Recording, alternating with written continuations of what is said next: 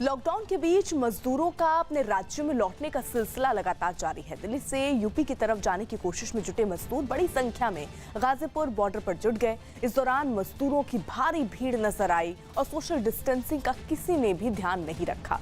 लोग लाइन में एक दूसरे के काफी करीब खड़े दिखे। तस्वीरों में भी आप देख पाएंगे कि किस तरीके से लोग एक दूसरे के काफी करीब दिख रहे हैं। बॉर्डर पर ये मजदूरों की भीड़ और मजदूरों की वही मांग कि उनको जल्द से जल्द उनके घर भेजा जाए, क्योंकि यहाँ पर तमाम दावे जरूर किए जा रहे हैं राहत शिविर के, उनको रखने के, उनके खाने पीने के प्रबंध के, लेकिन ये मजदूर कई ऐसे हैं जो इस बात की शिकायत और ये आरोप भी लगाते रहे हैं प्रशासन और सरकार पे कि इन्हें खाने के लिए नहीं मिलता, इनके और जो तमाम सुविधाएं हैं जो होनी चाहिए वो नहीं है। इसलिए ये एक ही गुहार लगाते रहे हैं कि इनको जल्द से जल्द इनके घर भेजा जाए। लेकिन बावजूद इसके जब कोई प्रबंध नहीं हुआ तो गाजीपुर बॉर्डर पर आप देखिए स्थिति कैसी हो गई। वहां पर भारी संख्या में ये मजदूर उमड़ पड़े। हालांकि बहुत सारे मजदूर ऐसे थे जिन्होंने अपने चेहरे को ढका था, लेकिन उसके बावजूद सोशल डिस्टेंसिंग का कोई नज़ारा यहाँ नहीं दिखा। लॉकडाउन और मजदूरों के अपने राज्यों में लौटने के सिलसिले के बीच यूपी की झांसी बॉर्डर को पुलिस ने अचानक सील कर दिया, जिससे वहां मजदूरों की भीड़ जुट गई। ये वो मजदूर थे जो दूसरे राज्यों से अपने गांव लौटने की तरफ ट्रक में भरकर और पैदल चलकर पहुंचे थे। बॉर्डर सील करने से मजदूर नाराज हो गए और हंगामा करना शुरू कर दिया। रात भर से भूखे प्यासे मजदूरों ने पुलिस के खिलाफ नारेबाजी की, जबकि पुलिस उन्हें बसों से उनके घर पहुंचाने का भरोसा देती रही। लेकिन मजदूर तुरंत ही बॉर्डर खोलने की मांग करते रहे। करीब 10 घंटे से हंगामा जारी है और इस बीच बताया जा रहा है कि वहां करीब 20 किलोमीटर लंबा जाम भी लग गया है।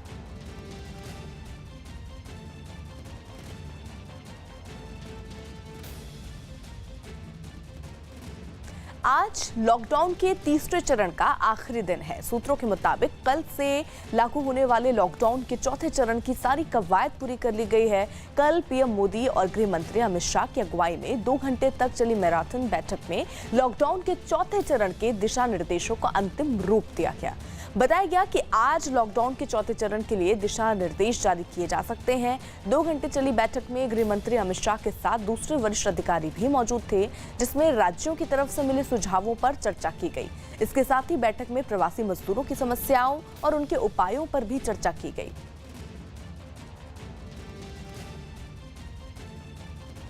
केंद्र सरकार की तरफ से लॉकडाउन 4 के लिए अभी कोई दिशा निर्देश नहीं आए हैं, लेकिन पंजाब सरकार ने साफ कर दिया कि सोमवार से पंजाब में कर्फ्यू हटाया जाएगा। इसके अलावा पंजाब सरकार ने लॉकडाउन को 31 मई तक जारी रखने का ऐलान किया।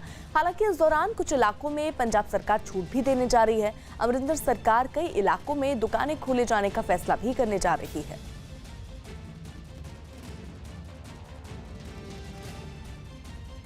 18 तरीक ਨੂੰ ਇਹ ਜਿਹੜਾ लॉकडाउन सी नंबर 3 लॉकडाउन ਇਹ ਬੰਦ ਹੋਣਾ ਹੈ।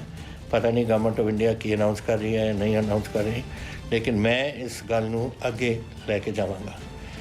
मैं कर्फ्यू हटा देनी है, कोई कर्फ्यू नहीं होएगा पंजाब 'ਚ 18 तरीक ਤੋਂ, लेकिन लॉकडाउन ਅਸੀਂ ਰੱਖਾਂਗੇ। मैं 31 मई ਤਾਈਂ ਇਸ ਨੂੰ ਫਿਰ ਲੈ ਕੇ ਜਾਊਂਗਾ। बड़ी राहत मिलेगी ਉਹਦੇ 'ਚ, लेकिन ਤੁਸੀਂ मेरा साथ देना है। प्रवासी मजदूरों पर केंद्र और पश्चिम बंगाल सरकार के बीच घमासान तेज होता जा रहा है। पश्चिम बंगाल के मुख्यमंत्री ममता बनर्जी ने रेलवे को चिट्ठी लिखकर ऐलान किया कि उनकी सरकार राज्य के मजदूरों के लौटने का सारा खर्च उठाएगी, साथ ही किसी भी मजदूर से पैसा नहीं लिया जाएगा। ममता बनर्जी ने एक ट्वीट किया और ट्वीट में उन्होंने लिखा कि घर लौटने के लिए मजदूरों की कड़ी मेहनत को सलाम। मैं ये ऐलान करती हूँ कि पश्चिम बंगाल की सरकार श्रमिक स्पेशल ट्रेन से दूसरे राज्यों से लौट रहे हमारे मजदूरों का सारा खर्च उठाएगी। किसी मजदूर से पैसे नहीं लिए जाएंगे। श्रमिक स्पेशल ट्रेनों को लेकर चल रही सियासत के बीच रेल मंत्री पीयूष गोयल ने एक बार फिर दोहराया कि रेलवे किसी भी जिले से श्रमिक स्पेशल ट्रेन चलाने के लिए पूरी तरह तैयार है। रेल मंत्री ने ट्वीट कर कहा कि राज्यों के जिला कलेक्टर को फंसे हुए श्रमिकों के नाम और उनके नजदीकी स्टेशन की लिस्ट राज्य के नोडल अधिकारी के जरिए रेलवे को भेजनी होगी। रेल मंत्री ने ट्वीट किया और ट्वीट में उन्होंने लिखा कि प्रवासी मजदूरों को बड़ी राहत पहुंचाने के उद्देश्य से भारतीय रेलवे देश के किसी भी जिले से श्रमिक स्पेशल ट्रेन चलाने के लिए तैयार है। इसके लिए जिला कलेक्टर को फंसे हुए श्रमिकों के नाम और उनके गंतव्य स्टेशन की लिस्ट तैयार कर राज्य के नोडल ऑफिसर के माध्यम से रेलवे को आवेदन करना होगा। उधर यूपी के सीएम योगी आदित्यनाथ ने न्यूज 18 से बातचीत के दौरान कोरोना महामारी फैलाने के लिए तबलीगी जमात के लोगों को जिम्मेदार ठहराया। अब आंकड़ा जो है देश भर में इतने हजार, 80,000, 82,000 के पार पहुंच चुका है। क्या अब भी आप ये मानेंगे कि ये जो इसमें स्पाइक आया था उसके लिए तबलीगी जमात जो है वो मुख्य तौर पर जिम्मेदार है? देखिए, तबलीगी जमात और मरकज कोरोना को प्रारंभ में फैलाने के लिए जिम्मेदार है और उनके कारण पूरे देश के अंदर ये फैला है। देखिए, बीमारी आना ये बुराई नहीं हो सकती है, इसके लिए वो व्यक्ति दोषी नहीं हो सकता, लेकिन बीमारी को छुपा करके हम उसका कैरियर बनने का काम करें, ये गलत है। और दुर्भाग्य से तबलीगी से जुड़े हुए लोगों ने कोरोना के कैरियर बन करके देश के अंदर इस प्रकार की तबाही को मचाने की कुत्सित मनता से काम किया था, इसलिए वो अक्षम्य है। माइग्रेंट लेबर के साथ आप इसको नहीं जोड़ सकते, ये संकट से त्रस्त है, ये बेचारे की गलती नहीं है जी, इसलिए दोनों को एक साथ तुलना नहीं की जा सकती है। लेकिन मुझे लगता है कि आज उससे उबर चुके हैं हम लोग, माइग्रेंट लेबर की समस्या का भी समाधान कर लेंगे और कोरोना पर अवश्य विजय प्राप्त करेंगे, कोई संदेह इसमें नहीं होना चाहिए। तो जैसे आपने कहा कि तबलीगी जमात को माइग्रेंट लेबर से नहीं जोड़ना चाहिए, लेकिन तबलीगी जमात की वजह से लोग पूरे मुस्लिम समुदाय को जोड़ने लगे, वो आप सही मानते हैं वो गलत है, या वो भी लोगों की गलती नहीं थी क्योंकि वो समझ में नहीं आ रहा था कि तबलीगी जमात से हो रहा है या मुस्लिम समुदाय में ऐसी भावना है? देखिए, हर समाज में अच्छे लोग भी हैं और तबलीगी जमात के इन कृत्यों का विरोध मुस्लिम समुदाय ने भी काफी हद तक काफी लोगों ने किया जी। जो लोग उस सब के बावजूद भी उनके साथ खड़े हो रहे थे, वे लोग उस अपराध में शामिल थे। इसलिए हम इस बात को मानते हैं कि तबलीगी जमात कैरियर का काम शुरू में किया था, आज उस समस्या का काफी हद तक समाधान हो चुका है और माइग्रेंट लेबर को इसके साथ नहीं जोड़ा जा सकता, क्योंकि जो क्षेत्र पहले से ही हॉटस्पॉट्स बन चुके हैं, माइग्रेंट लेबर वहां पे काम कर रहा था, रोजी रोटी कर रहा था, कमा रहा था और वहां पर निर्माण और देश के निर्माण में अपना खून पसीना बहा करके अपनी मेहनत कर रहा था। उस बेचारे को जानकारी नहीं थी कि यहां पे इतना इन्फेक्शन है, वह इन्फेक्शन का शिकार हुआ है। हमारी जिम्मेदारी बनती है हम उसके इस संकट में खड़े होकर के उसको राहत दें, हर प्रकार का सपोर्ट करें। देश भर में लॉकडाउन की वजह से तेलंगाना के अलग अलग इलाकों में सैकड़ों मजदूरों का पैदल ही घरों के लिए निकलना जारी है। यूपी बिहार के इन मजदूरों के सामने लॉकडाउन के बाद खाने पीने का संकट खड़ा हो गया है, जिसके बाद उनके पास घर वापसी के अलावा कोई रास्ता नहीं बचा और इसीलिए ये लोग गांव जाने के लिए पैदल ही निकल पड़े। कुछ मजदूर पीठ पर और कुछ कंधों पर बैग लादकर चलते नजर आए, जबकि कुछ चलते चलते थक जाने के बाद मदद के लिए सड़क पर किसी गाड़ी का इंतजार करते दिखे। अब चल रहे हैं, अब ना किराया है, न भाड़ा है, न सवारी है, अब गांव पहुंचना है, कई दिन में पहुंचे अब ये नहीं पता। कई मजदूरों के साथ महिलाएं और बच्चे भी थे, जिनके साथ वो आसपास के लोगों की तरफ से सड़क किनारे लगाए गए टेंट के नीचे बैठकर सुस्ताते दिखे। मजदूरों ने आरोप लगाया कि लॉकडाउन के बाद वो लोग बेहद मुश्किल में थे, लेकिन सरकार की तरफ से किसी तरह की मदद नहीं मिली और इसके बाद उन्होंने गांव वापस जाने की ठान ली। मेरी वाइफ प्रेग्नेंट है, उसके लिए भी कोई सुविधा नहीं मिला हुआ, खाने के लिए कुछ भी नहीं, बहुत दिक्कत हो रहा था हमारे को। केरल के कोझिकोड में कारों की सर्विस करने वाले एक सेंटर में भीषण आग लग गई। आग लगने की वजह फिलहाल साफ नहीं हो पाई, लेकिन यह आग इतनी भीषण थी कि उसकी लपटें कई फीट ऊपर तक उठती दिखाई दी। आग से निकलने वाला धुआं पूरे इलाके में फैल गया। घटना की जानकारी मिलते ही फायर ब्रिगेड की कई गाड़ियां वहां पहुंच गई, लेकिन तब तक आग काफी फैल चुकी थी और उसे काबू पाना काफी मुश्किल हो गया था। आग की भयंकर लपटों और धुएं को देखकर वहां आसपास के लोगों की भारी भीड़ जमा हो गई। कई लोग घटना का वीडियो भी बनाते दिखे। इसके बाद फायर ब्रिगेड के कर्मचारियों ने भीड़ को वहां से दूर हटाया और आग बुझाने में जुट गए। दमकल कर्मचारी आग की लपटों पर बड़े बड़े पाइपों के जरिए लगातार पानी की बौछार करते रहे, जिसके बाद कई घंटे की मेहनत के बाद आग बुझा दी गई। आर्थिक पैकेज में केंद्र सरकार ने रक्षा क्षेत्र के लिए बड़ा ऐलान किया। वित्त मंत्री निर्मला सीतारमण ने रक्षा निर्माण क्षेत्र में एफडीआई 49% से बढ़ाकर 74% करने का ऐलान किया। वित्त मंत्री के मुताबिक रक्षा क्षेत्र में धीरे धीरे दूसरे देशों पर निर्भरता कम करते हुए हथियारों की खरीद पर रोक लगाई जाएगी। इसके लिए आयात न किए जाने वाले उत्पादों की लिस्ट भी बनेगी। इसके अलावा सेना ने मानक पर खरे उतरने वाले हथियार देने की ही कंपनियों से खरीदे जाएंगे। इतना ही नहीं, ऑर्डिनेंस फैक्ट्री को भी शेयर बाजार में लिस्ट किया जाएगा। हालांकि सरकार ने साफ किया कि ऑर्डिनेंस फैक्ट्रीज का निजीकरण नहीं किया जाएगा। We have now come to a conclusion that we shall notify, this is done with the consultation with the Department of Military Affairs. We shall notify a list of weapons and platforms which shall be not allowed for import, but we shall have them bought from India. So the import of this listed set of equipments shall not be allowed. They shall be banned. उधर रक्षा मंत्री राजनाथ सिंह ने रक्षा निर्माण क्षेत्र में FDI की सीमा बढ़ाए जाने का स्वागत किया। उन्होंने ट्वीट कर लिखा कि रक्षा निर्माण के क्षेत्र में एफडीआई की सीमा 49% से बढ़ाकर 74% कर दिया गया। इस फैसले से मेक इन इंडिया के तहत भारतीय रक्षा उत्पादन की सही क्षमता पता चलेगी। ये घोषणा एक गेम चेंजर साबित होगी। उधर डीआरडीओ के चेयरमैन समेत तमाम रक्षा विशेषज्ञों ने वित्त मंत्री निर्मला सीतारमण के घरेलू रक्षा उत्पादन के लिए शुरू किए गए सुधार उपायों का स्वागत किया। रक्षा विशेषज्ञों के मुताबिक सुधार उचित तरीके से लागू करने से भारत को हथियार और दूसरे सैन्य साजो सामान के आयात में काफी कमी लाने में मदद मिलेगी। These decisions will give a lot of impetus to the defense R&D in the country, inducted into the armed forces, making the indigenous content in the armed forces a large value. बहुत खुशी है कि एक defence reforms के बारे में सोचा है और जो असलियत है इकोनॉमिक स्टिमुलस और इकोनॉमिक बूस्टर इस दौरान पर, और ये एक कोरोना के वातावरण के बाद में जो पोस्ट कोविड में जो नेशनल सिक्योरिटी के चैलेंजेस हैं उसमें सबसे बड़ा बात ये है कि हम मेक इन इंडिया क्या करते हैं, हम लोकली प्रोड्यूस क्या करते हैं, हमारी जो डिपेंडेंसी है वो कैसे हम इंपोर्ट्स से कम करते हैं। और सबसे बड़ी बात तो ये है, ये जो सेल्फ रिलायंट है वो डिफेंस सेक्टर में सेल्फ रिलायंट होना बहुत ज़रूरी है।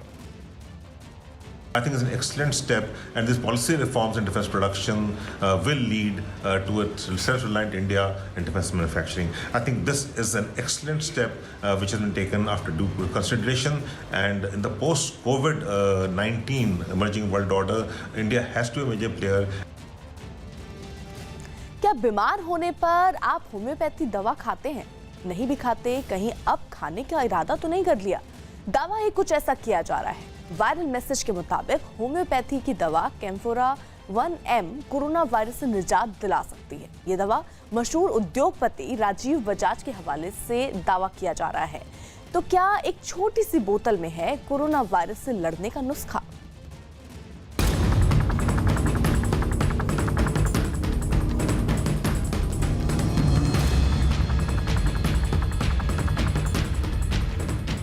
इस दवा को ध्यान से देखिए।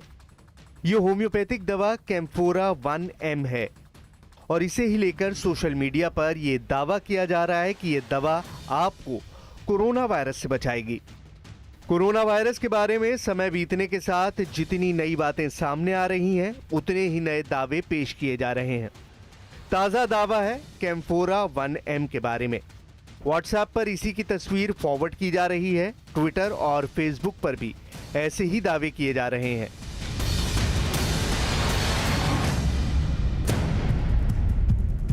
दावे के पीछे जो वजह बताई जा रही है उसके पीछे है ये शख्स, मशहूर उद्योगपति और बजाज ऑटो के managing director Rajiv Bajaj. Social media में राजीव बजाज के नाम पर पोस्ट लिखकर कहा जा रहा है कि होम्योपैथिक दवा कैम्फोरा 1M कोविड-19 से बचाव और उसके इलाज में प्रभावी हो सकती है। कैम्फोरा 1M ये एक होम्योपैथिक दवा है। कहते हैं ईरान में रोज लगभग 1000 लोगों की मौत हो रही थी, जो अब लगभग कोरोना मुक्त हो गया है। इस दवा के बारे में जानकारी मिलने के बाद बजाज ऑटो के चेयरमैन श्री राजीव बजाज ने ये दवा पुणे शहर में करीब 3 लाख लोगों को मुफ्त में बांटी है। कहते हैं कि जिन्होंने भी इस दवा का कोर्स किया है उनमें से एक भी केस पॉजिटिव नहीं आया। उदार दिल वाले श्री राजीव बजाज पूरे भारतवर्ष की 135 करोड़ जनता को ये दवा मुफ्त में बांटने को तैयार हैं, जिसका खर्च 650 से 700 करोड़ है।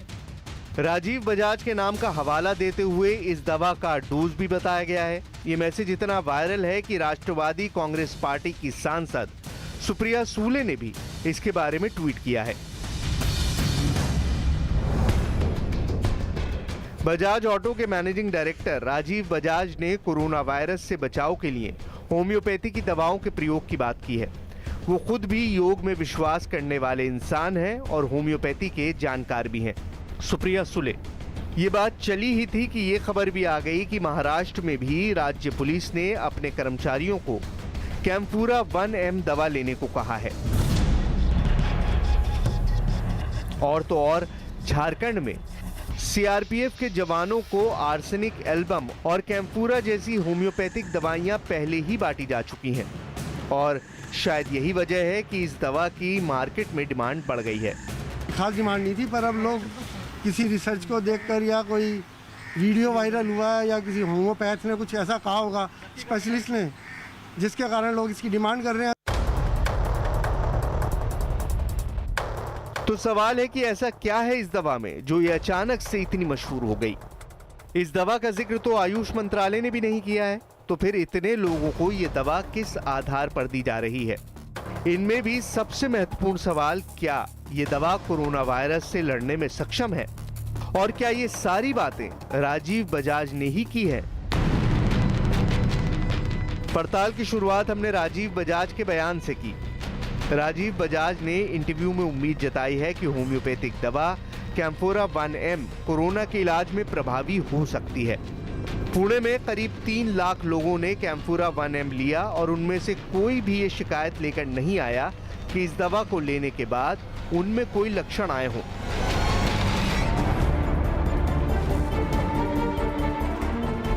कोरोना वायरस से भारत ही नहीं पूरी दुनिया में दहशत है। हर तरफ इसके वैक्सीन और इससे निपटने के लिए दवा की रिसर्च की जा रही है। तो राजीव बजाज के बयान के बाद क्या ये कहा जा सकता है कि कैम्फोरा 1M कोरोना वायरस के लिए रामबाण साबित होने वाला है?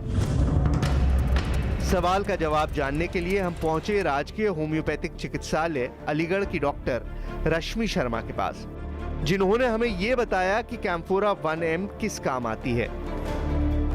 कैम्फर हमारे यहाँ 2 तरह से इस्तेमाल की जाती है, 2 नामों से, कैम्फर मोनोब्रोमेटा और कैम्फर ऑफिशिनालिस। कैम्फर मोनोब्रोमेटा बच्चों में हैजा के रोग के लक्षण, पैरालिसिस, नसों की कमजोरी इत्यादि में प्रयोग की जाती है, जबकि कैम्फर ऑफिशिनालिस अचानक से अत्यधिक कमजोरी आ जाना, बुखार के साथ शरीर का ठंडा पड़ना, पल्स का धीमा होना, सांस का ठंडा पड़ना, त्वचा का बिल्कुल ठंडा पड़ जाना और ठंडी त्वचा के होने के बाद भी मरीज उसको ढकना या कवर नहीं करना चाहता है। ऐसे कुछ लक्षणों पे कैम्फर दी जाती है। लेकिन डॉक्टर रश्मि शर्मा के बताए गए बीमारी या रोग के लक्षण में कोरोना वायरस का नाम तो कहीं नहीं है। हमने होम्योपैथी के डॉक्टर प्रतीक मिश्रा से इस पर और जानकारी ली। ईरान में डॉक्टरों ने बहुत ही सीवियर और एडवांस स्टेट के रिस्पिरेटरी फेल्योर में होम्योपैथिक दवा कैम्फर 1M का सफलतापूर्वक प्रयोग किया और इसके प्रयोग से बहुत सारे मरीजों की जान बचाई गई और इसका इस्तेमाल भारत में भी हो सकता है, लेकिन अभी तक भारत में इस दवा को कोरोना के पेशेंट्स के रिसर्च वर्क के लिए इस्तेमाल नहीं किया गया है। ईरान ने कैम्फोरा 1M का प्रयोग तो किया है, लेकिन ये बहुत कम लोगों पर किया गया है। ऐसे में ये जानना जरूरी है कि क्या भारत सरकार ने किसी खास दवा का नाम सुझाया है जिससे कोरोना वायरस का इलाज संभव है। इसका जवाब खुद प्रधानमंत्री ने 26 अप्रैल 2020 को किए गए मन की बात कार्यक्रम में दिया।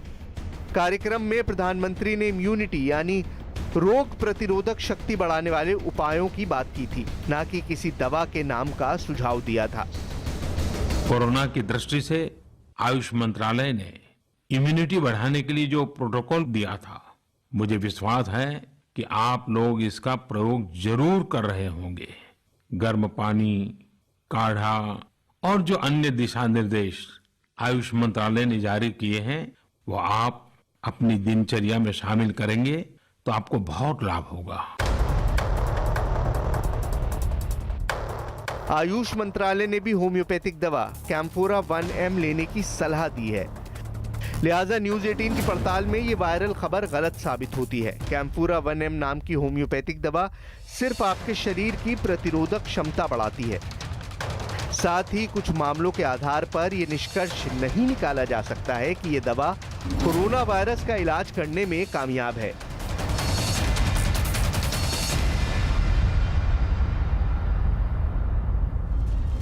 नोएडा में राशन लेने के लिए लाइन में लगी महिलाओं की पिटाई के आरोप में एक दारोगा को निलंबित कर दिया गया। आरोप है कि सेक्टर 20 के थाने में तैनात एक दारोगा ने राशन लेने के लिए लाइन में लगी महिलाओं की डंडे से पिटाई की। सेक्टर 19 की झुग्गियों में रहने वाली ये महिलाएं राशन लेने के लिए लाइन में लगी थी, लेकिन वहां मौजूद दारोगा ने कुछ महिलाओं की डंडे से पिटाई शुरू कर दी।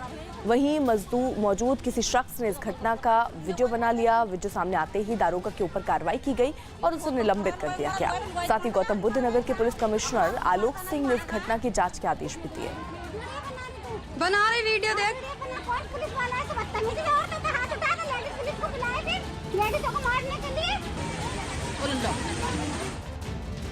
जयपुर की जिला जेल में 116 लोग कोरोना पॉजिटिव मिले हैं। जयपुर में एक दिन में कुल 122 मरीज मिले, जिसमें जिला जेल के 116 पॉजिटिव शामिल हैं।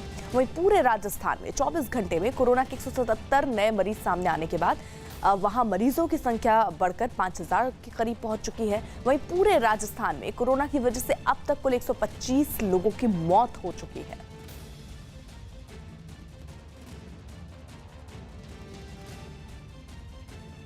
हैदराबाद में लॉकडाउन के बीच तेंदुए का सड़क पर एक आदमी पर हमला करने का वीडियो सामने आया। बताया गया कि ये वीडियो 2 दिन पहले का है। पंकज जी दिखाई दिया।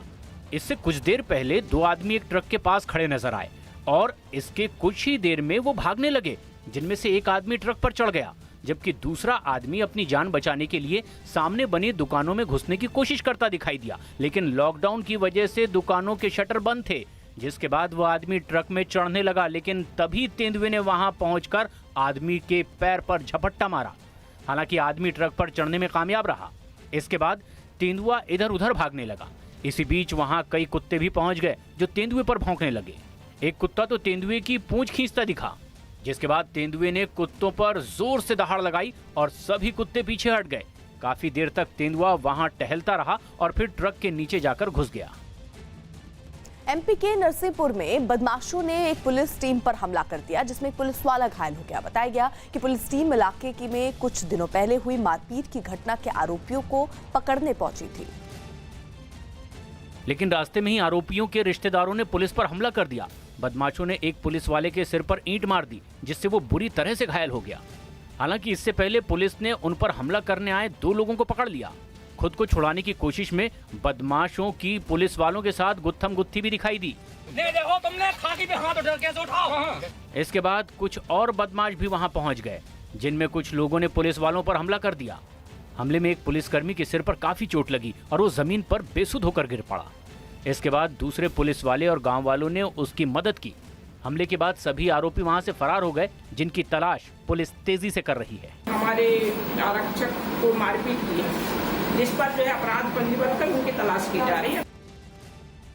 देश भर में कोरोना के खिलाफ जंग में लड़ने वालों का हौसला बढ़ाने का सिलसिला जारी है और इसी कड़ी में दिल्ली पुलिस ने झंडेवालान मंदिर के सेवादारों के ऊपर ड्रोन से फूल बरसाकर उनका धन्यवाद किया। ये सेवादार पिछले करीब 2 महीने से मंदिर परिसर के पास के इलाके में जरूरतमंद लोगों को खाना बांट रहे हैं। कोरोना योद्धाओं की इस हौसला अफजाई में दिल्ली पुलिस के आला अधिकारी भी शामिल थे। बताया गया कि झंडेवालान मंदिर के इन सेवादारों ने कोरोना की महामारी फैलने के बाद से अब तक करीब 18.5 लाख लोगों को खाना मुहैया कराया और रोजाना 35,000 लोगों तक खाना पहुंचाया। अच्छा, बहुत इन्होंने दिल्ली पुलिस ने हमारा स्वागत करा है, उनसे ज़्यादा इन्होंने हमारी हेल्प करी है। हमारे साथ इन्होंने हमारे साथ रात दिन सेवा करी है, इन्होंने दिल्ली पुलिस ने हमारी, और इन्होंने लोगों की सेवा करी है। आपके फूल बरसाए जा रहे हैं, ये झंडाली का स्वागत है। पूरी झंडाली सेवा पूरी दिन रात लगी हुई थी, यहाँ पर पैकिंग होती थी, यहाँ पर भंडारा बनता था। इस तरीके से यहाँ पर ये फूल बरसाए जा रहे हैं और ड्रोन कैमरा का यहाँ पर इस्तेमाल किया जा रहा है, ड्रोन का इस्तेमाल किया जा रहा है। और ये पीछे यहाँ पर सेवादार हैं जो लगातार पिछले 1.25 महीने से जनता की सेवा में तैनात हैं और ज़रूरतमंद लोगों को रोज़ाना यहाँ पर ये खाना दे रहे हैं। स्थानीय पुलिस द्वारा ऐसे कोरोना वॉरियर्स को हौसला बढ़ाना ये बेहद सराहनीय यहाँ पर कदम है और इससे इनको आने वाले दिनों में और ज़्यादा जनता की सेवा करने की जो का प्रोत्साहन है वो मिलेगा और इनका मनोबल और ज्यादा यहाँ पर बढ़ेगा। मध्य प्रदेश के बिलासपुर में बस स्टैंड पर बैठे प्रवासी मजदूरों पर सैनिटाइजर का छिड़काव करने की घटना सामने आई। वीडियो में साफ दिखा कि किस तरह से वहां बस स्टैंड पर अपने सामान के साथ बैठे मजदूरों और उनके परिवार वालों पर सैनिटाइजर छिड़का गया। सैनिटाइजर के छिड़काव से न सिर्फ वहां बैठे लोग बल्कि उनके सामान भी पूरी तरह से भीग गए। वीडियो सामने आने के बाद जिला प्रशासन ने सफाई देते हुए कहा कि पहले मजदूरों को वहां से हटाने के लिए कहा गया, लेकिन जब वो नहीं हटे तो वहां पर सैनिटाइजर का छिड़काव किया गया।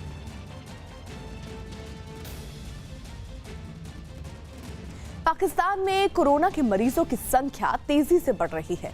अस्पताल मरीजों से भर चुके हैं, लेकिन पाकिस्तान की इमरान सरकार ना तो कोरोना से करहाते मरीजों की सुध ले रही है और ना ही अस्पतालों में स्वास्थ्य सेवाओं पर ध्यान दे रही है। इसी बीच पाकिस्तान की बत्ती भी गुल होने वाली है, जिससे अस्पतालों में अंधेरा छा सकता है, वेंटिलेटर थम सकते हैं और सब कुछ तहस नहस हो सकता है, क्योंकि कोरोना की वजह से पाकिस्तान में बिजली कंपनियां इतने घाटे में पहुंच चुकी हैं कि किसी भी वक्त पाकिस्तान में ब्लैकआउट हो सकता है।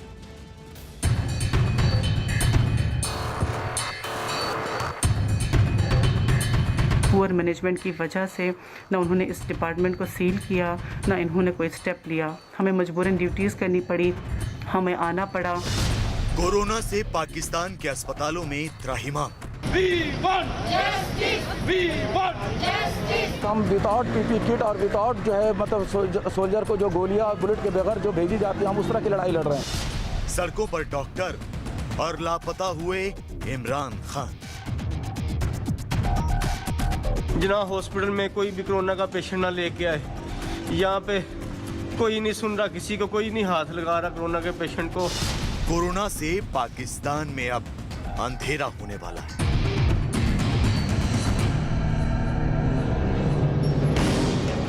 पाकिस्तान में कोरोना के मरीजों की तादाद बढ़ रही है। हर गुजरता दिन पाकिस्तान को मुसीबतों की गहरी खाई में धकेल रहा है। कर्ज में डूबा ये मुल्क ना तो अपने लोगों की जान बचा पा रहा है और ना ही कोरोना नाम की महामारी को फैलने से रोक पा रहा है। अस्पतालों की हालत ऐसी हो गई है कि शवों के बीच कोरोना के मरीजों का इलाज हो रहा है। कुछ तो इतने बदनसीब हैं कि वो दर दर की ठोकरें खाने के बाद भी कोरोना का इलाज नहीं करा पा रहे। एक अस्पताल से दूसरे अस्पताल तक चक्कर काटने को मजबूर पाकिस्तान की आवाम खून के आंसू रो रही है। जो अपने घरों में क्वारंटीन हैं, वो फिर भी खुशनसीब हैं। अस्पतालों का हाल तो इतना बुरा है कि वहां अच्छा भला इंसान भी बीमार पड़ जाए। पाकिस्तान के अस्पतालों में ना तो वेंटिलेटर है, ना डॉक्टर और ना ही कोई देखभाल करने वाला। कोरोना के मरीजों को अस्पतालों में भेड़ बकरियों की तरह डाल दिया जाता है और तब तक इंतजार किया जाता है जब तक कि मरीज दम न तोड़ दे। यकीन नहीं आता तो देखिए किस तरह एक मरीज अस्पताल की तरह दिखने वाले कूड़ा घर में एक एक सांस के लिए तरस रहा है। और ये देखिए, ये बाथरूम है, बहुत बुरी हालत है। ये देखें, ऊपर देखें, कचरा कचरा, इतनी बदबू है, इतनी बदबू है शदीद, ना बैठा जाता है ना। ये देखें, ये इंतहाई बदबू है। और कितने लंबे लंबे सांस ले, मैं यहाँ सांस कैसे लूँ? ये देखें, ये देखें, ये गंद।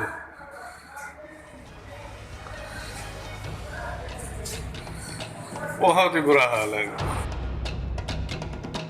कोरोना ने पाकिस्तान की कमर तोड़ कर रख दी है, लेकिन इमरान खान अस्पतालों का दौरा कर अपनी पीठ थपथपाने की कोशिश भर कर रहे हैं। इमरान का मानना है कि उनकी सरकार कोरोना से जंग में पूरी ताकत झोंके हुए है। तो क्या वाकई ऐसा है? आपको कुछ आंकड़े दिखाते हैं जिनसे कोरोना से जंग में इमरान सरकार की लापरवाहियों का पता चलता है और उस पर मुहर भी लगती है। पाकिस्तान में कोरोना का इलाज सिर्फ 36 अस्पतालों में ही हो रहा है, जिनमें इस्लामाबाद में 1 अस्पताल, बलूचिस्तान में 10 अस्पताल, खैबर पख्तूनख्वा में 7, पंजाब प्रांत में 6, सिंध प्रांत में 4, गिलगित बाल्टिस्तान में 4 और पीओके में 3 अस्पताल हैं। वहीं अगर बात करें कोरोना का टेस्ट करने की, तो इसमें तो पाकिस्तान और भी ज्यादा फिसड्डी है। प्राइवेट लैब मनमानी रकम वसूल रहे हैं, जबकि कोरोना टेस्ट करने वाले सरकारी अस्पतालों की संख्या बेहद कम है। अस्पतालों में कोरोना टेस्ट करने के लिए किट मौजूद नहीं, और जहां किट मौजूद है वहां भीड़ इतनी कि हालात बेकाबू हुए जा रहे हैं। कराची में कोरोना आए 70 दिन गुजर गए, मगर सिंध हुकूमत मुतासरीन के लिए मौसर निजाम ना बना सकी। कोरोना के मरीज धक्के खाने पर मजबूर। सरकारी अस्पतालों में भरपूर सहूलियात के दावे धरे रह गए। समा ने राब्ता किया तो अस्पतालों से जवाब मिला, मरीजों के लिए बेड्स हैं ना वेंटिलेटर्स। वजीर सेहत को हेल्पलाइन का नंबर तक याद नहीं, कहती है अस्पतालों से मरीज के राब्ते का मैकेनिज्म बना रहे हैं। आप आसानी से अंदाजा लगा सकते हैं कि पाकिस्तान के अस्पतालों का क्या हाल है और वहां कोरोना किस तरह कहर बरपा रहा है। लेकिन इसी बीच इमरान के सामने एक और मुसीबत खड़ी हो गई है। अस्पतालों की बिजली जाने वाली है। जी हां, सही सुना आपने, पाकिस्तान में बिजली संकट खड़ा हो गया है। पाकिस्तान की बत्ती गुल होने वाली है। अस्पतालों में अंधेरा होने वाला है। वेंटिलेटर बंद होंगे, कोरोना मौत लाएगा। पाकिस्तान में ब्लैकआउट होने का अंदेशा जताया जा रहा है, इसलिए क्योंकि बिजली कंपनियां घाटे में चल रही हैं। बिजली की खपत भी कम हुई है और उससे होने वाली कमाई भी घटी है। पाकिस्तान की एक अखबार में छपी रिपोर्ट के मुताबिक पाकिस्तान में बिजली कंपनियों को 30,000 करोड़ का नुकसान हुआ है। औद्योगिक गतिविधियां बंद होने की वजह से बिजली की खपत 27% तक कम हुई है। यही नहीं, बिजली बिल का भुगतान भी 94% से घटकर 85% हो गया है। कोविड-19 के कारण पाकिस्तान में पावर सेक्टर पर भारी नुकसान हुआ है। इसके साथ एक और कारण भी है, जो 40 electricity manufacturing company, producing companies हैं, उन पे आरोप है कि सब्सिडी का दुरुपयोग किया है, जिसकी जांच हो रही है। नेफ्रा टैरिफ को बढ़ाना चाहता है, लेकिन कोविड-19 की वजह से वो भी नहीं हो पाया। इसके सिवा जो फाइनेंशियल डिसीजंस लेना चाहिए थे नेफ्रा को, वो नहीं ले पाए। इन हालात में अगर पाकिस्तान की बिजली कंपनियां ठप हो गईं, तो क्या होगा? जाहिर है, पूरे पाकिस्तान में अंधेरा छा जाएगा। अंधेरा छा जाएगा उन अस्पतालों में जहां कोरोना के मरीजों का इलाज चल रहा है। अंधेरा हो जाएगा उन क्वारंटीन सेंटरों में जहां इमरान सरकार ने कोरोना के संभावित मरीजों को रखा हुआ है। पहले से बदहाल पाकिस्तान की स्वास्थ्य सेवाएं पूरी तरह चरमरा जाएंगी। वैसे आपको बता दें कि इमरान खान को इस बात का करंट बहुत पहले ही लग चुका था और उन्होंने चीन से मदद की गुहार भी लगाई थी। पिछले महीने ही पाकिस्तान ने चीन से 2,10,000 करोड़ रुपए का कर्ज लौटाने की शर्तों में ढील देने की गुजारिश की थी। चीन ने पाकिस्तान को यह कर्ज चीन पाकिस्तान इकोनॉमिक कॉरिडोर के अंतर्गत विद्युत व्यवस्था के लिए दिया था। इस नुकसान के कारण बिजली में कटौती होगी, जो सबसे ज्यादा छोटे व्यवसायों को नुकसान करेगा, जिनकी आर्थिक स्थिति वैसे ही कमजोर है, उनकी और आर्थिक स्थिति खराब करेगा। दूसरा यह है, जो वर्क टू होम है, वर्क फ्रॉम होम है, जो कि पूरी दुनिया कर रही है, वो पाकिस्तान के जो आवाम है वो नहीं कर पाएंगे। जाहिर है बिजली संकट गहराया तो पाकिस्तान की हालत पतली हो जाएगी। वहां कोरोना से जूझते मरीज दम तोड़ने लगेंगे। लेकिन इस सबसे बेपरवाह इमरान खान कर्ज और कर्ज की किश्तों में रियायत के इर्द गिर्द ही घूम रहे हैं। वो ऐसी कोई पुख्ता रणनीति नहीं बना पा रहे जिससे कोरोना और कर्ज के भंवर में फंसे पाकिस्तान को निकाला जा सके। तो शायद यही वजह है कि उन्हीं के मुल्क में उन्हीं की जनता अब उन्हें कटघरे में खड़ा कर रही है।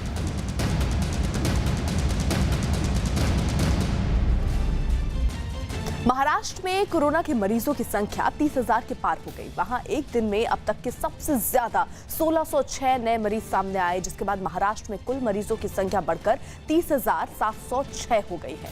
वहीं अकेले मुंबई में 18,555 मरीज हैं। पूरे महाराष्ट्र में कोरोना से एक दिन में 67 लोगों की मौत हुई, जिसके बाद मौत का आंकड़ा बढ़कर 1,135 पहुंच गया है।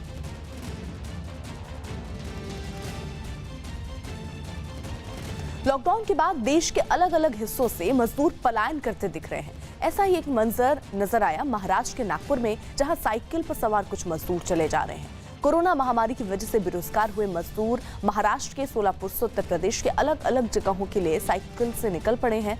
साइकिल सवार ये मजदूर सोलापुर से 1600 किलोमीटर दूर गोरखपुर और बस्ती जाने के लिए निकले हैं। लगभग 800 किलोमीटर से ऊपर चल चुके हैं। अभी 859 किलोमीटर नागपुर से बस्ती दिखा रहा है। हम लोग वही 859 किलोमीटर चल के जाएंगे तो हम लोग बस्ती पहुंचेंगे। उधर से हम लोग का गवर्नमेंट जो करेगा, क्वारंटीन करेगा, तो हम लोग क्वारंटीन होने के लिए तैयार हैं।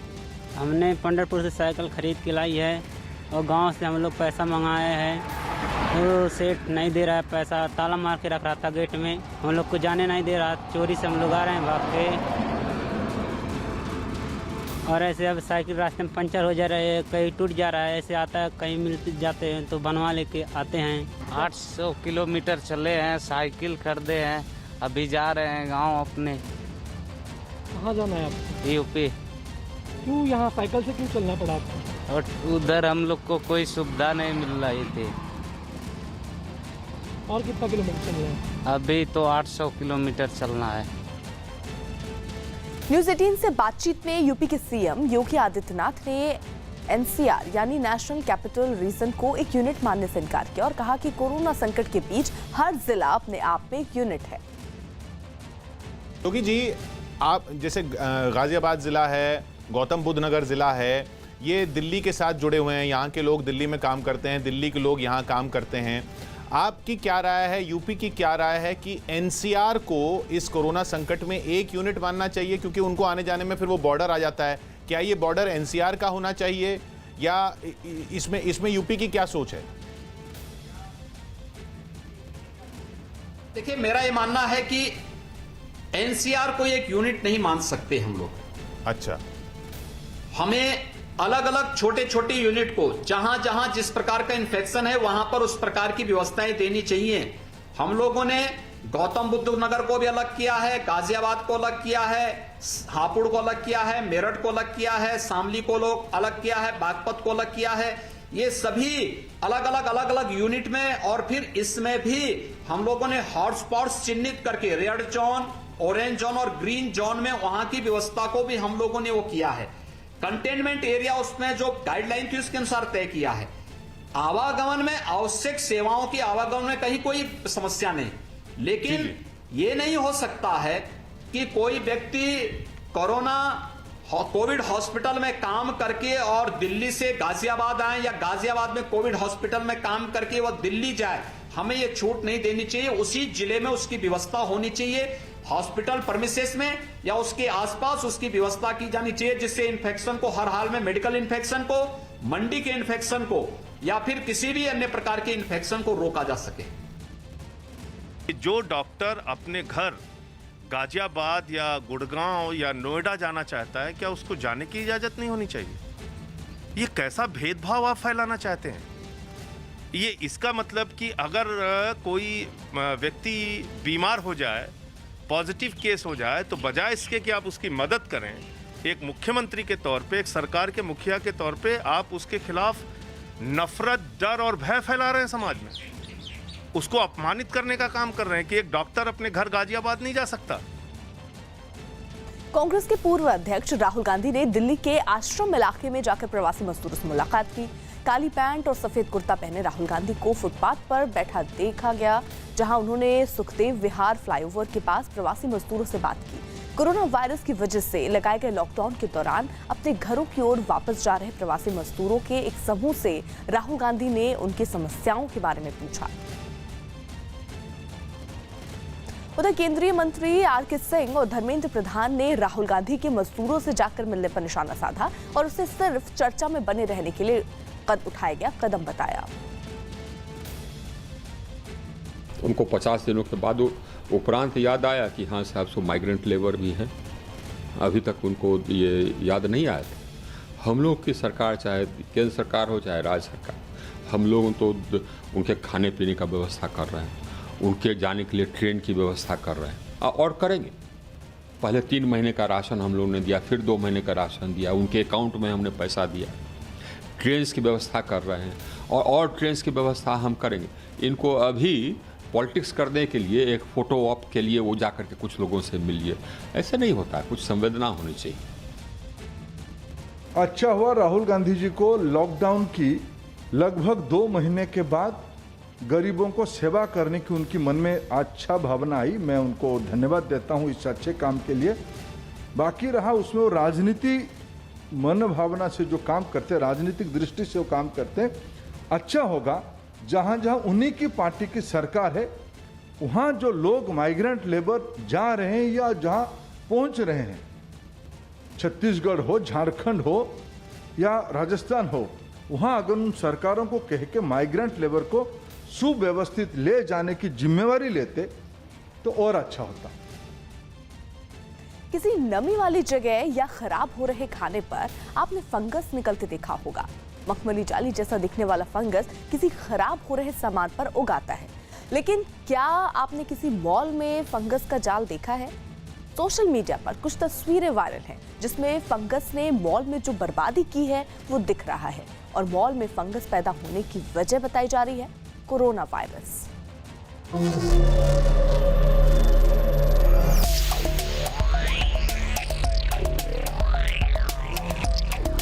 बैग पर फंगस, बेल्ट पर फफूंद, बेरंग हो गए ये जूते भी अपनी बर्बादी का रोना रो रहे हैं। गंदगी का आलम ये कि जैसे पूरी दुकान अपनी बदहाली पर आंसू बहा रही है। सोशल मीडिया पर ये तस्वीरें वायरल हैं और वायरल होने की जो वजह बताई जा रही है वो भी देखिए। लॉकडाउन में चमड़े के इन प्रोडक्ट्स की क्या हालत बना दी। इनमें से कई सामान की कीमत तो लाखों में है। क्या सिर्फ लॉकडाउन इसकी वजह हो सकता है? इसकी एक और वजह जो इस दूसरे पोस्ट ने बताया है। मॉल के सारे एसी सिस्टम बंद हो गए। यही वजह है कि चमड़े के सामान पर फफूंद लग गई। लेकिन जब मॉल खुलेंगे तो एयर कंडीशनर से उड़कर यही फंगस हमारी सांस की नली में चली जाएगी। सूनी पड़ी ये इमारत कभी खरीदारों की भीड़ से गुलजार रहती थी। ये जो बंद दुकानें हैं इनमें ग्राहकों की भीड़ उमड़ती थी। लेकिन लॉकडाउन की वजह से देश के सारे मॉल बंद हैं और बंद हैं उसमें रखे सामान। सभी मॉल और सिनेमा घर बंद हैं। इस वक्त हम मौजूद हैं दिल्ली के V3S मॉल के बाहर और यहाँ आप देखेंगे कि मॉल को पूरी तरह से बंद रखा गया है। इस मॉल में कपड़ों से लेकर खाने पीने से लेकर सैलून से लेकर हर एक चीज़ की दुकान थी, लेकिन फिलहाल लॉकडाउन की वजह से इसे बंद रखा गया है। सवाल है कि क्या एसी नहीं चलने पर मॉल में रखे सामान खराब होने लगे हैं?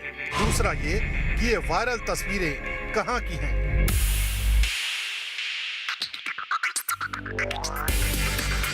पड़ताल के दौरान हमने देखा कि यही तस्वीरें सोशल मीडिया पर खूब वायरल हैं। लोगों ने व्हाट्सएप पर इस मैसेज को भारत के नाम से भी फॉरवर्ड किया जा रहा है। हमारे देश में भी सभी शॉपिंग कॉम्प्लेक्स बंद हैं, जिसकी वजह से उनका एसी सिस्टम बंद है। इन सभी जगहों पर सेंट्रल एसी होता है, लेकिन ये तस्वीरें मलेशिया की। इसकी पुष्टि की चीन की समाचार एजेंसी YouTube पर हमें इस वायरल खबर का वीडियो भी मिल गया, जहां चमड़े के सामानों पर फंगस नजर आ रही है। मलेशिया में बीते दिनों लॉकडाउन में छूट देने की घोषणा की, जिसके बाद यहां दुकानें और मॉल्स महीनों बाद खुले। इस बीच मलेशिया के एक शहर इपोह में एक सिनेमा हॉल को 2 महीने बाद खोला गया, लेकिन अंदर जो चीज लोगों ने देखी उसकी तस्वीरें सोशल मीडिया पर वायरल हो रही हैं। लोगों का कहना है कि अंदर से ऐसी बदबू आ रही थी मानो कोई लाश वहां 2 महीने से सड़ रही हो। शॉपिंग मॉल के साथ साथ सिनेमा हॉल के सारे चमड़े की कुर्सियों पर भी फफूंदी लग गई और तेज बदबू भी आ रही थी। अब सवाल ये कि जब मॉल खुलेंगे तो फंगस का इंसानों पर क्या असर होगा, असर कितना और क्या होगा, ये जानने के लिए हमने डॉक्टर स्वाति महेश्वरी से बात की। खासतौर से ऐसा देखा गया है कि जो चमड़े के प्रोडक्ट्स होते हैं, जैसे बैग है, बेल्ट है, जूते हैं, इन सब पे खास तौर से फफूंद लग जाती है, क्योंकि जो चमड़ा होता है वो हाइग्रोस्कोपिक होता है, यानी कि जो हवा की नमी होती है उसको वो खींच लेता है अपने अंदर। ऐसे में अगर ये चमड़े के प्रोडक्ट्स किसी ऐसी जगह पे रखे हैं जहाँ के कमरा बंद है और वहाँ हवा का वेंटिलेशन बिल्कुल नहीं हो रहा है, अंदर की हवा बाहर नहीं जा रही, बाहर के अंदर नहीं आ रही, तो ऐसे में बहुत जल्दी इस पर फफूंद लग जाती है और वो जल्दी से इन सब चीजों के ऊपर फैलने लगती है। शहरों में एक बहुत बड़ा तबका है जो खरीदारी मॉल से ही करता है या फिर महीने में एक बार सिनेमा हॉल तो जाता ही है। ऐसे में क्या लॉकडाउन खुलने के बाद जो मॉल या सिनेमा हॉल में जाएगा उसे भी फंगल इन्फेक्शन का खतरा है। हर मॉल को ठंडा रखने के लिए सेंट्रल एसी प्लांट लगा होता है। लॉकडाउन के शुरू होने के बाद सेंट्रल एसी प्लांट बंद है। एसी बंद रहने के कारण चमड़े की दुकान के अंदर काफी नमी जमा हो गई होगी। यही नमी फंगस ही नहीं, कई और तरह के बैक्टीरिया पैदा करने की सबसे बड़ी वजह है। लंबे समय से बंद पड़े एसी में भी फंगस का खतरा होता है। मॉल के भीतर रखे सामान में अगर फंगस लगा तो ये फंगस मॉल के सेंट्रल एसी सिस्टम में भी जा सकती है। कोई व्यक्ति जिसे अस्थमा की प्रॉब्लम हो और वो फफूंद के संपर्क में आए तो उसकी अस्थमा की प्रॉब्लम बिगड़ सकती है, या ये फफूंद अगर हमारे नाक और मुंह से शरीर के अंदर स्वस्थ व्यक्ति के अंदर भी जाए तो उसको भी ये इन्फ्लुएंजा लाइक इलनेस यानी कि साधारण फ्लू जैसी बीमारी भी कर सकता है और यहाँ तक कि लंग इन्फेक्शन वगैरह भी कर सकता है और इसकी वजह से जानलेवा निमोनिया वगैरह तक हो सकता है। अगर किसी को त्वचा की एलर्जी है या किसी और तरह की एलर्जिक प्रॉब्लम्स है तो वो भी इसकी वजह से बढ़ सकती है। ऐसे में इससे बचने का बस यही उपाय है कि मॉल में लगे एसी सिस्टम के फिल्टर की लगातार सफाई हो और मॉल में लगातार सैनिटाइजेशन हो। पर सबसे बड़ा सवाल ये है कि क्या देश भर के मॉल इस खतरे से निपटने को तैयार हैं? न्यूज 18 इंडिया की पड़ताल में वायरल मैसेज सही साबित हुआ है। मलेशिया के इपोह में मॉल में रखे चमड़े के सामान पर फंगस लग गया, जिससे काफी सामान बर्बाद हो गया। दिल्ली से बिहार जाने की कोशिश कर रहे प्रवासी मजदूरों को पुलिस ने आईटीओ के पास रोक लिया। गुस्साए मजदूर किसी भी तरह घर जाने की मांग कर रहे थे। मजदूरों के मुताबिक ट्रेन में टिकट ना मिलने की वजह से वो पैदल घर जाने के लिए निकल पड़े, जबकि पुलिस उन्हें ट्रेन से घर जाने की हिदायत दे रही थी। तो ये मजदूर जो काफी लंबा इंतजार इन्होंने किया कि इन्हें घर पहुंचा दिया जाए, लेकिन जब ऐसा नहीं होता दिख रहा था तो ये मजदूर पैदल ही अपने घर जाने के लिए निकल पड़े। शुक्रपुर से आ रहे हैं, बिहार जाना चाहते हैं। अच्छा, बिहार कैसे जा रहे हैं हम लोग? पैदल ही जा रहे हैं, कोई व्यवस्था नहीं है, खाने पीने का व्यवस्था नहीं। रूम में रहते थे, रूम में मकान मालिक जो है कि हम लोग से पैसा मांग रहा था, हम लोग जो है कि मजबूर में निकलना पड़ गया हम लोग को। क्या करते बताइए आप? 12 तारीख से सरकार ने ट्रेनें चला रखी हैं। 12 तारीख से चला रहा है, बात ठीक है, पर हम लोग को कोई सुविधा मिल नहीं रहा है सर। जब गाड़ी का सुविधा नहीं कैसे जाएं सर? आप सुविधा कर दीजिए, क्यों हम जाएंगे? दुख से जा रहे हैं ना, कष्ट से जा रहे हैं ना, हमको शौक है कि उतना दूर जाएंगे। यहाँ से 28 किलोमीटर पूरेगा शुक्रपुर से, यहाँ से आते आते पैर दर्द करने लगा। ये अभी तो 1500 किलोमीटर है। आंध्र प्रदेश के गंटूर में पुलिस ने उन मजदूरों पर लाठीचार्ज कर दिया जिन्हें शेल्टर होम में रखा गया था। ये मजदूर अपने घर जाने के लिए लौटने के लिए वो शेल्टर होम से बाहर निकले। मजदूर अपना सामान लेकर बड़ी संख्या पर सड़क पर जुट गए और कोई साधन नहीं मिलने पर पैदल ही अपने राज्य लौटने के लिए निकल पड़े। इस दौरान पुलिस ने इन्हें रोकने की कोशिश की, लेकिन जब सड़क पर काफी भीड़ जुट गई तो पुलिस ने मजदूरों पर लाठियां बरसा दी। कई मजदूर साइकिल से तो कुछ पैदल ही जाने की जिद पर अड़े रहे। लॉकडाउन की वजह से मजदूर शेल्टर होम में रहने पर मजबूर हैं।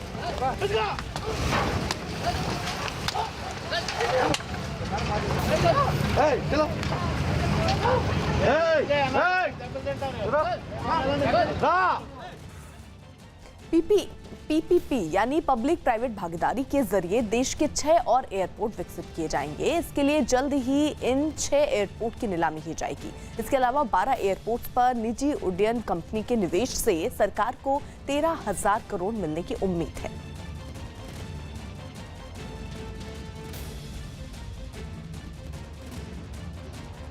Six more airports are for auction, and the Airports Authority of India shall do it on public-private basis, PPP basis. Additional investments also are likely to happen by private players in about 12 airports, which they are already holding, for better world-class facilities to be brought in. So, majorly, airports in India will become far more with better facility and customer experience. मुख्यमंत्री नीतीश कुमार ने PM Modi को बिहार में 31 मई तक lockdown बढ़ाने का सुझाव दिया। PM Modi ने लॉकडाउन 4 पर देश भर के मुख्यमंत्रियों से सुझाव मांगे थे। सूत्रों के मुताबिक नीतीश सरकार ने बिहार में school, college, cinema hall, train, बसों के साथ साथ रेस्टोरेंट बंद रखने का सुझाव दिया। हालांकि बिहार सरकार चाहती है कि रेड जोन घोषित करने का अधिकार जिला प्रशासन को दिया जाना चाहिए। साथ ही नीतीश कुमार चाहते हैं कि रात 7 बजे से सुबह 7 बजे तक में कर्फ्यू छूट देने का अधिकार भी राज्य सरकारों को मिले। यूपी के सीएम योगी आदित्यनाथ ने आर्थिक पैकेज पर सवाल उठाने के लिए कांग्रेस नेता राहुल गांधी और प्रियंका गांधी को निशाने पर लिया। अब राहुल गांधी जैसे कह रहे हैं कि भाई भारत सरकार को या राज्य सरकारों को साहूकार नहीं बनना चाहिए, सीधा पैसा देना चाहिए। अच्छे सुझाव दे रहे हैं वो आजकल, ऐसा लगता है आपको? देखिए, समस्या क्या है कि राहुल जी को स्वयं नहीं मालूम होता है वो बोल क्या रहे हैं और कौन सी बात कब बोली जानी चाहिए। अगर उनको यही सब मालूम होता तो संभवतः देश की जनता ने 14 में भी 19 में भी इस प्रकार का जो है जवाब नहीं देती। ये तो जनता जैसा नेता है उस प्रकार का जवाब 14 और 19 में देश की जनता ने दे दिया है। इसलिए जनता के द्वारा पिटे गए मोहरे आज इस प्रकार की अनलगल बयानबाजी करेंगे ही, क्योंकि उन्होंने कुछ किया नहीं। उनके समय में क्या क्या गुल खिलाए जाते थे, क्या क्या होता था, उनको थोड़ा याद करते, 2G को याद कर लेते, कॉमनवेल्थ गेम्स को याद कर लेते, या फिर अन्य वे तमाम प्रकार के जो स्कैंडल उस समय हुए थे इनको ये याद कर लेते तो संभवतः इस समय इस प्रकार की वक्तव्य और अनर्गल वक्तव्य देने से उनको कहीं न कहीं वे परहेज करते। प्रियंका जी भी आपको सुझाव देती रहती हैं, ट्वीट करती रहती हैं, उनको क्या कहेंगे? अच्छी बात है, सुझाव देना ही नहीं चाहिए, उसको आत्मसात भी करना चाहिए। राहुल गांधी पर सीएम योगी के बयान को कांग्रेस ने दुर्भाग्यपूर्ण बताया। जब भारतीय जनता पार्टी के सिर्फ 2 पार्लियामेंट के मेंबर थे और अटल जी भी चुनाव हार गए थे, तब भी कांग्रेस पार्टी ने कभी ये नहीं कहा कि पिटे हुए नेता हैं। तब भी इज्जत करते थे हम उन लोगों की, क्योंकि हम जानते हैं राजनीति में सत्ता कभी एक हाथ में नहीं रहती है। जिस तरीके की जबान राहुल गांधी के बारे में योगी जी ने बोली है वो दुर्भाग्यपूर्ण है। लखनऊ में दूसरे राज्यों से पैदल चलकर आने वाले मजदूरों को अलग अलग इलाकों में रोक दिया गया, जिसके बाद सड़कों पर मजदूरों की भारी भीड़ जमा हो गई। मजदूरों को रोकने के लिए लखनऊ की सीमाओं को पूरी तरह से सील कर दिया गया। बड़ी संख्या में पुलिस के अधिकारी सड़कों पर निकलकर हालात देखते नजर आए। प्रशासन वहां लखनऊ के कई इलाकों में फंसे मजदूरों को बसों और दूसरी गाड़ियों से उनके घरों तक भेजने की तैयारी की जा रही है। सभी श्रमिकों को ये शासन का मंशा है कि कोई पैदल नहीं चलेगा, सभी को अपने जो डेस्टिनेशन पॉइंट्स है उसके लिए बसेस जो है चाहे यूपीएसआरटीसी की बसें हो या अन्य रिक्विजिशन की हुई बसें हो उसी के माध्यम से भेजा जाएगा। और जो भी श्रमिक हमें रास्ते में मिल रहे हैं उनको हम 3-4 जो हम लोग के पिकअप पॉइंट्स है उसमें पहुंचा रहे हैं और वहीं पे उनको भोजन या पानी का व्यवस्था कराया जा रहा है और वहीं से वो अपने अपने बसों में बैठकर निकल जा रहे हैं। यूपी में कोरोना के बढ़ते खतरे को देखते हुए सरकार की तरफ से आदेश जारी किया गया कि बिना मास्क पहने और सार्वजनिक जगहों पर थूकते हुए पाए जाने पर पहली और दूसरी बार 100 रुपए, जबकि तीसरी बार और आगे हर बार 500 रुपए जुर्माना देना होगा। यही नहीं, लॉकडाउन के नियम को तोड़ने वालों को पहली बार में 100 से 500 तक रुपए, दूसरी बार में 500 से 1000 रुपए तक और आगे हर बार 1000 रुपए का जुर्माना देना होगा। इसी तरह दोपहिया वाहन पर एक से अधिक व्यक्ति के बैठे होने पर पहली बार 250 रुपए, दूसरी बार 500 रुपए और तीसरी बार 1000 रुपए जुर्माना देना होगा। चौथी बार पकड़े जाने पर ड्राइविंग लाइसेंस निलंबित या फिर रद्द कर दिया जाएगा। मुंबई के पास ठाणे में 70 मजदूरों के साथ धोखाधड़ी का एक मामला सामने आया। प्रयागराज जाने को निकले ये मजदूर मध्य प्रदेश की सीमा के पास उनको छोड़कर ट्रक ड्राइवर भाग गया। मजदूरों के मुताबिक मुंबई से प्रयागराज पहुंचाने के नाम पर उनसे करीब 3000 रुपए लिए गए, लेकिन नागपुर की सीमा पर पहुंचते ही उन्हें पुलिस ने पकड़ लिया। दावा किया गया कि इस दौरान पैसे लेने वाला ट्रक से उतरकर भाग निकला, जबकि 2 लोगों को पुलिस ने पकड़ लिया। मजदूरों ने उनके साथ बुरा बर्ताव करने का आरोप भी लगाया और रास्ते में खाना और पानी तक पीने नहीं देने के आरोप लगाए। गुजरात के सूरत में एक बार फिर मजदूरों की भीड़ सड़क पर उतर आई। हंगामा कर रहे ये मजदूर घर जाने की मांग कर रहे थे। उस दौरान मजदूर सोशल डिस्टेंसिंग की पूरी तरह से धज्जियां उड़ाते नजर आए। नारेबाजी कर रहे ये मजदूर पुलिस के सामने ऐसे ही प्रदर्शन करते रहे। पुलिस ने काफी जब इन्हें समझाया तब जाकर ये शांत हुए।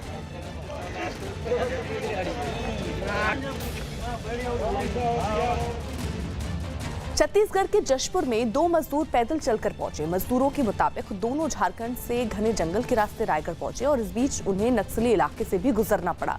जशपुर पहुंचने पर पुलिस ने दोनों मजदूरों की मेडिकल जांच करवाई, जिसके बाद उन्हें उनके गांव भेजने का इंतजाम करने का भरोसा दिया गया। इन लोग मेरे को महाराजा चौक में मिले, जिस स्थिति में मिले उस हिसाब से मेरे को लगा कि इनका चेकअप करवाया जाए। इन्होंने अपना चेकअप करवाया, उसके बाद इनको अपना नंबर छोड़ दिया था मैं, और फिर इनका चेकअप होने के बाद इनको अब वापस व्यवस्था लगा रहे हैं कि कुछ व्यवस्था से अपने घर तक पहुंच जाएगी। कोयला क्षेत्र में सरकार ने बड़ा बदलाव करने का फैसला करते हुए कोल सेक्टर में सरकार के एकाधिकार को खत्म करने का फैसला किया। इसके लिए सरकार ने कोल सेक्टर में निजी निवेश को बढ़ावा देने का ऐलान किया। इसके लिए 50 कोयला खदानों की नीलामी जल्द की जाएगी। सरकार को उम्मीद है कि इस फैसले से कोयला क्षेत्र को आत्मनिर्भर बनाने में मदद मिलेगी, साथ ही देश के उद्योगों को मदद मिलेगी। We are bringing in commercial mining in coal sector.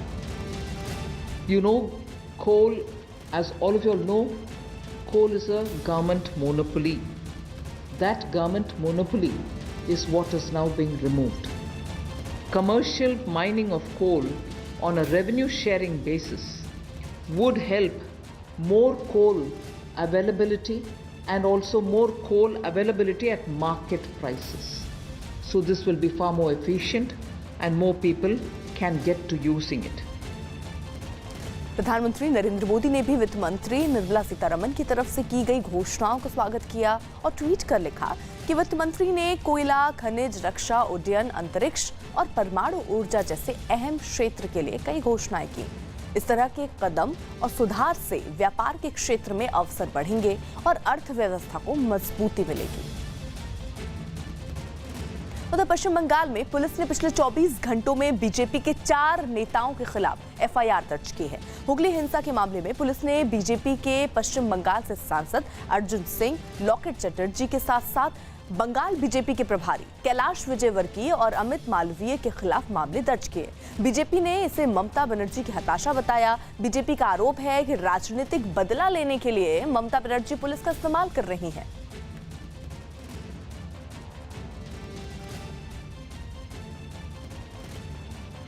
Punjab के कपूरथला में आइसोलेशन सेंटर में रखे गए 21 कोरोना के मरीज जब ठीक होकर निकले तो ड्रोन के जरिए उनके ऊपर फूलों की बारिश की गई। ठीक होने वाले सभी मरीजों से पंजाब के captain CM captain Amarinder Singh ने वीडियो कॉन्फ्रेंसिंग के जरिए बात की और सभी को कोरोना की बीमारी से ठीक होने पर शुभकामनाएं दी। इस दौरान रिमोट से चलने वाले एक ट्रॉली का भी उद्घाटन किया गया।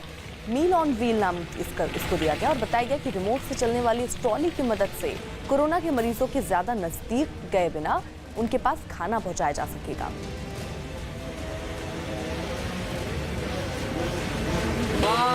ये मरीज जिन्होंने अस्पताल में पूरी मदद दी और सहयोग दिया, उसके कारण ये ठीक हुए और उसके बाद यहाँ पर ठीक हुए 21 मरीजों पर ड्रोन से ये फूल बरसाए गए।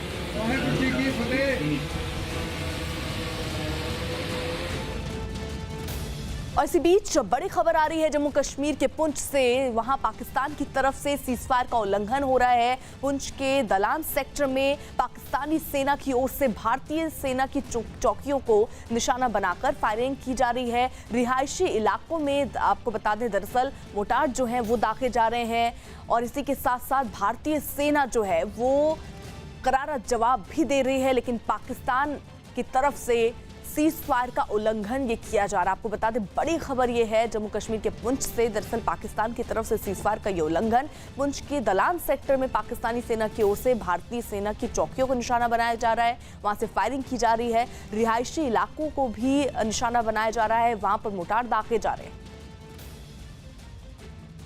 महाराष्ट्र के नागपुर में एक ट्रक में जा रहे मजदूरों ने कुछ लोगों पर उनसे धोखाधड़ी करने का आरोप लगाया। मजदूरों के मुताबिक मुंबई से प्रयागराज पहुंचने के नाम पर उनसे करीब 3,000 रुपए लिए गए, लेकिन नागपुर की सीमा पर पहुंचते ही उन्हें पुलिस ने पकड़ लिया। दावा किया गया कि इस दौरान पैसे लेने वाला ट्रक से उतर गया और भाग निकला, जबकि 2 लोगों को पुलिस ने पकड़ लिया।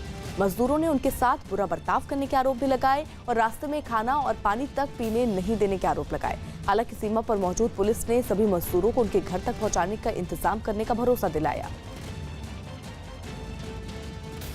उधर बिहार के समस्तीपुर में एक स्कूल में बनाए गए क्वारंटीन सेंटर में रखे गए प्रवासी मजदूरों में जमकर मारपीट हुई। बताया गया कि स्कूल में करीब 160 प्रवासी मजदूर को रखा गया, जहां टैंकर से बांटे जाने वाले पानी को लेते वक्त कुछ मजदूरों में कहासुनी हो गई। देखते देखते ये मामूली विवाद 2 गुटों में झगड़े की वजह बन गया और मजदूर एक दूसरे से भिड़ गए। वहां काफी देर तक ये हंगामा ऐसे ही चलता रहा, मारपीट होती रही। आखिरकार बाद में झगड़े में शामिल जो मजदूर थे वो वहां से चले गए।